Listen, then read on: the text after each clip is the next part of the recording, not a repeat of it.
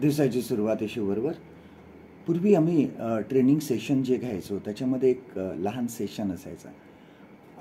आणि तो सेशन असा असायचा की एक पाण्याने अर्धाच ग्लास भरलेला त्या ठिकाणी टेबलावर ठेवलेला जायचा आणि त्या ठिकाणी सगळ्यांना विचारलं जायचं की हा ग्लास याच्याकडे बघून तुम्हाला काय वाटतं.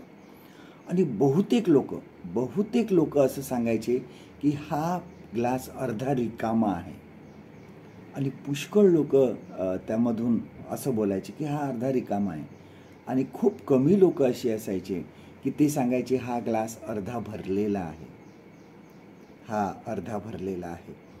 बहुतेक वेळा बघा, आपला विचार जो आहे हा बऱ्याच वेळेस नकारात्मक असतो. आपल्या प्रत्येक गोष्टीकडे नकारात्मक दृष्टीने नजरेने आपण बघत असतो. बघा, आम्ही जे मच्छी खातो त्यामध्ये एक काटा किंवा दाताळ नावाचा एक मच्छी असतो. तो लांब आणि चपटा असतो. त्याला खूप काटे असतात पण त्याची चव अप्रतिम असते ज्यावेळेस तो फ्राय करून खाल्ला जातो. परंतु बहुतेक वेळा पुष्कळ लोक जे असे असतात हे त्याच्यामध्ये इतके काटे आहे म्हणून त्याला हातसुद्धा लावायला तयार नसतात.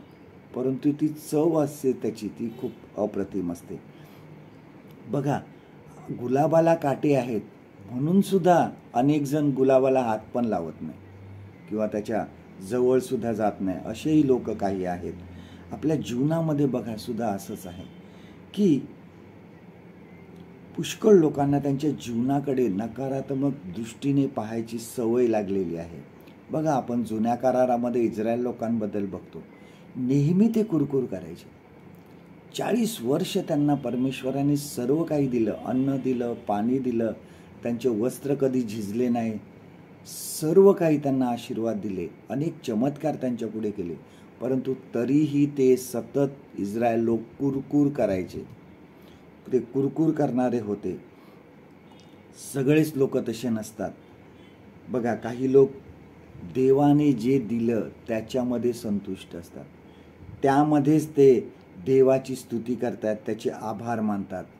आपल्या नकारात्मक दृष्टीवर किंवा नजरेवर जर आपल्याला मात करायची आहे तर जे आहे त्यामध्ये देवाचे आभार मानायला शिका.